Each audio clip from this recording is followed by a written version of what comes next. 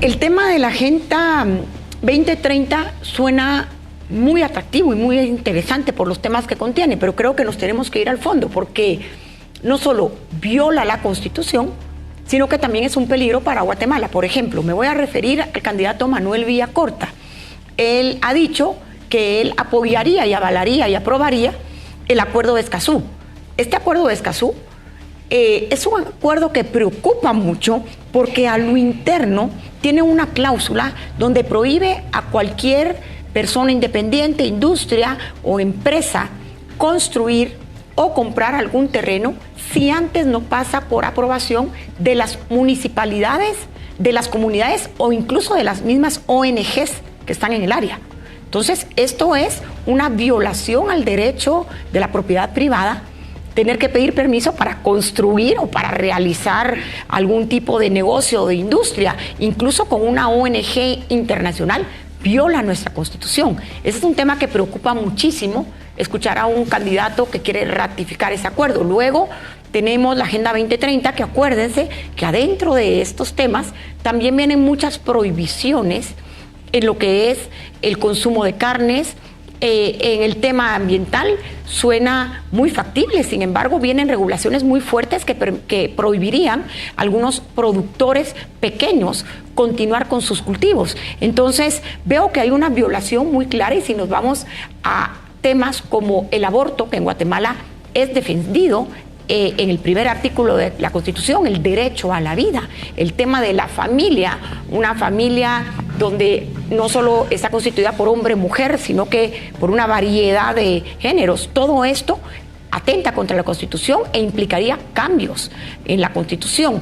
También Edmond Muleiter, hay que recordar que viene del sistema de Naciones Unidas, él dirigía el gabinete del secretario general, y él propició incluso donaciones de 200 millones que vinieron de China para fideicomisos de la paz y para la Agenda 2030. Entonces, es peligrosísimo tener actores políticos en estas agendas. Como dice el dicho, el diablo está en el detalle. ¿Quién podría oponerse a los objetivos, los 17 objetivos de desarrollo sostenible, ahora llamada Agenda 2030? Pero el diablo está en los detalles. Es cómo y qué implican, según Naciones Unidas, alcanzar esos objetivos. Y es correcto. Implica regulaciones nacionales, implica cambios constitucionales en algunos casos. Y eso es lo que hace tan peligrosa empujar la Agenda 2030, porque no son los objetivos los que se pretenden impulsar, son las medidas que, según una organización internacional, se tienen que tomar internamente para alcanzar aquellos objetivos. Entonces no es que quienes nos oponemos a algunos de los pasos de la Agenda 2030 nos opongamos a esos objetivos, es a esos pasos en particular y a cambios legales que, de acuerdo, por ejemplo, en Guatemala, son inviables constitucionalmente. Y el principio de la soberanía nacional está implicado aquí en los principios de los 12 ODS, porque aunque el fin sea, digamos, un mundo unificado y sostenible, ¿quién podría estar en contra del hambre, en contra de oponerse a que exista agua, etcétera? Eso es cosas grandes que todos estamos de acuerdo.